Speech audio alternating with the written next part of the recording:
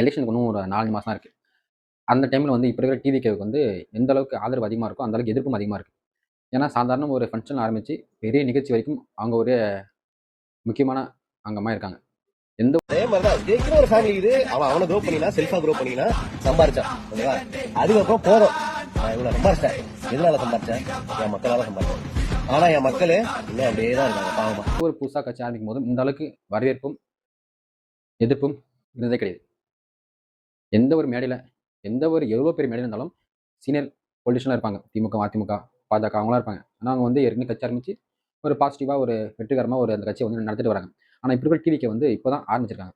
2 years தான் ஆகுது கட்சி ஆரம்பிச்சு. அதுக்குள்ளே அவங்களுக்கு ஈக்குவலாக இவங்களை எங்கே கூப்பிட்றதாகட்டும், அதுக்கு வந்து எதுக்கு கூப்பிட்றாங்க அப்படின்னா, ஃபஸ்ட்டு நம்ம சோஷியல் மீடியா. இந்த சோஷியல் மீடியா எடுத்துக்கும் போது திமுக, அதிமுகலாம் பேசும்போது அந்தளவுக்கு வியூஸும் போகாது. யாருமே அந்த சேனலும் பார்க்க மாட்டாங்க. ஆனால் டிவிக்கே ஒன்று ஒரு கட்சி உள்ளே வந்தோடனே சோஷியல் மீடியாவோட ஆதிக்கம், அதில் டிவிக்கேவுடைய ஆதிக்கம் வந்து ரொம்ப அதிகமாகிடுச்சு. எந்த ஒரு நிகழ்ச்சியாக இருந்தாலும் டிவிக்கேக உள்ளே கூப்பிட்றாங்க. ஆதரவாக பேச உள்ளே கூப்பிட்றாங்க. அப்படி பேசும்போது அவங்களுக்கு டிஆர்பியும் அதிகமாகுது. பட் மக்களும் அதிகமாக பார்க்குறாங்க, விரும்புகிறாங்க. புதுசாக ஒரு மாற்றத்தை நோக்கி மக்களும் ஆரம்பிச்சிட்டாங்க. அந்த பாதையில் வந்து அதாவது ஒரு சாதாரண கோலப்போட்டி. அந்த கோலப்போட்டியில் நீங்கள் எதுக்கு தாவேக்காடு கொடியே வர்றீங்க, எதுக்கு தாவேக்காடெல்லாம் பண்ணுறீங்க அப்படின்னு ஒரு குற்றச்சாட்டு. முன்னாடி இந்த இடத்துல கிராம சபை கூப்பிட்டுன்னு போட்டாங்க. பேப்ப மாட்டேன். நான் இப்ப சொல்றேன் அமௌண்ட் தான் வந்திருந்தாரு. வந்துட்டு என்னமா பிரச்சனைன்னு கேட்டாங்க. எல்லாருமே இந்த டிச்சி கட்டை தான் ஃபர்ஸ்ட் சொன்னோம். சொல்லி 4 வருஷம் ஆகுது. இன்னும் வந்து ஆனா இது வந்து கீழே வந்து ஒரு பொதுவான நிகழ்ச்சிங்க. அந்த பொதுவான நிகழ்ச்சிக்கு வந்து எந்த ஒரு அரசியலும் பேசக்கூடாது அப்படின்னு சொல்றாங்க.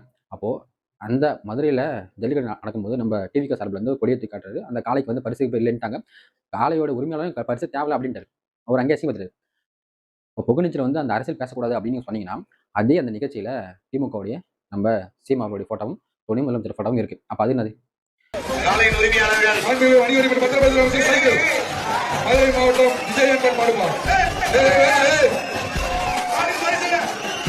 டிஷர்ட்லாம் போட்டு வரீங்க. அப்போ அது அரசியல் கிடையாது. இப்போ நாங்கள் வந்து இந்த கொடியை தூக்கி காட்டுறது தான் உங்களோட அரசியல்லாம் போயிடுச்சாங்க. அதுக்கப்புறம் ஒரு சாலையில் திமுகவுடைய மீட்டிங் நடக்குது. இதே பட்ஜெட் டைம் தான், பொங்கல் டைமில் தான். அப்போ வந்து திமுகவுடைய பாட்டெலாம் விடுது. அப்போது நம்ம பசங்க என்ன பண்ணாங்கன்னா, ஒரு டாடா ஏசியில் வந்து நம்ம தாமிக்கோடைய பாட்டு போட்டுன்னு ஆடிட்டு போகிறாங்க. இதெல்லாம் வச்சு இதுதான் தற்கொலைங்க அப்படின்னு. அதாவது ஒரு சாலை, அந்த சாலையில் வந்து பஸ்லாம் போகுது.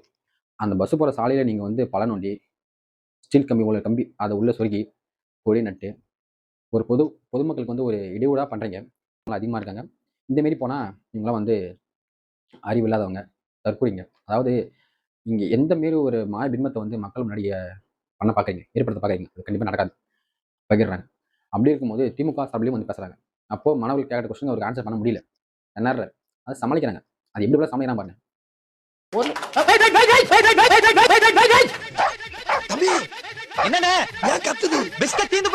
மணிப்பூருக்கு ஏன் பிரதமர் போலன்னு இங்க இருந்து சமூக நீதி கேள்வி எழுப்புறோம்.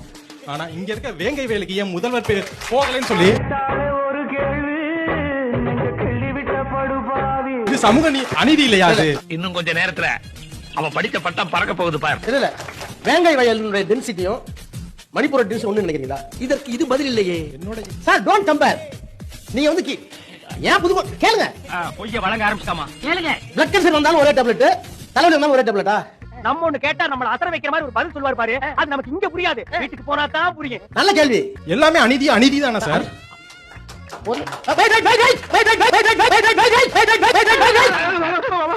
பயப்படாத. அது இது ஒண்ணா? முதல்வர் போகலைன்றதா என்ன இருக்கும்? பார்க்கவில்லை. போனா என்ன இருக்குன்னு கேட்டேன்.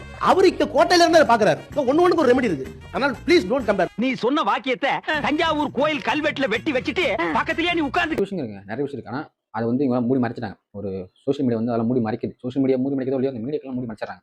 ஆனா விஜய் அவர்கள் இது பண்ணாலுமே அது வந்து ஒரு பெரிய இஷ்யூ ஆக்குறாங்க. அது ஏன் அப்படின்னு தெரியல. நிறைய விஷயம் இந்த பொங்கல் டைமில் எங்கே பார்த்தாலும் நம்ம பசங்க தான் டிவிக்கே தான். இது வந்து ஒரு அரசியல் மாற்றம். ஏன்னா இப்போது இந்த லேப்டாப் விஷயம் என்ன சொல்கிறாங்கன்னா, அப்படியே ஸ்டிக்கர்லாம் பிடிச்சிட்டா வாரண்டி கிடையாது அப்படின்னு. ஒரு கவர்மெண்ட் ஓகே ஒரு லேப்டாப் தருது. அது வந்து அது எப்படி யூஸ் பண்ணணும் அப்படின்னு எங்களோட தெரியும். அதை நாங்கள் இந்த பேர்லாம் இருக்கணும், இதில் இருக்கக்கூடாது அப்படின்னு நீங்கள் சொல்லக்கூடாது. கவர்மெண்ட் கொடுத்தது தான். அவங்க காசை எடுத்து கொடுக்கல. மக்களுடைய வரி பணம், நம்ம கட்டுற வரி பணம் தான் நம்ம கொடுக்குறாங்க. நம்ம ஃப்ரீயெல்லாம் தரல. அப்படி இருக்கும்போது அது என்ன ஃபோட்டோ இருக்கணும், ஏது இருக்கணும் எல்லாமே எங்களுக்கு தெரியும். அதுக்கு மாரி தான் அவங்க ரெடியாக வராங்க. அதேமாரி தான் அவங்க ஸ்டிக்கர் ஒட்டுறாங்க. இதெல்லாம் ஒரு பெரிய இஷ்யூவாக நம்ம எடுத்துக்கூடாது. இப்போ பராசக்தி இஷ்யூவாக கூட விஜய் ரசிகர் தான் அந்த படத்தை வந்து ஓட வைக்கல அப்படின்னு.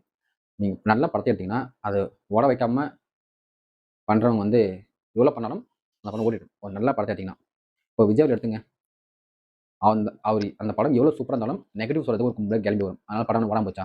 ஓடுதில்ல. அவ்வளோதான். நீங்க வந்து சிவகார்த்திகேயனை விஜய் அவர்களுக்கு ஈக்குவலாக வச்சு பேசுறீங்க. அதாவது அந்த படத்தை வந்து தூக்கி கொண்டாடுனது யாரும் தெரியுமா? திமுக காரங்க மட்டும்தான். சிவகார்த்திகேயன் ஃபேன்ஸ் கிடையாது.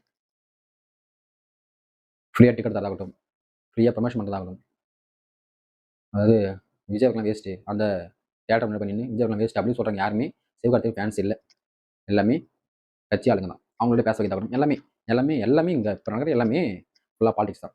அதாவது இந்த 4 வருஷம் பண்ணாத ஆட்சியை இவங்க அந்த 6 மாதத்தில் பண்ணிவிட்டு மக்கள் மனசில் நல்ல பேரை சம்பாதிச்சுட்டு போக பார்க்குறாங்க. அது கண்டிப்பாக மக்கள் வந்து நம்பாதீங்க.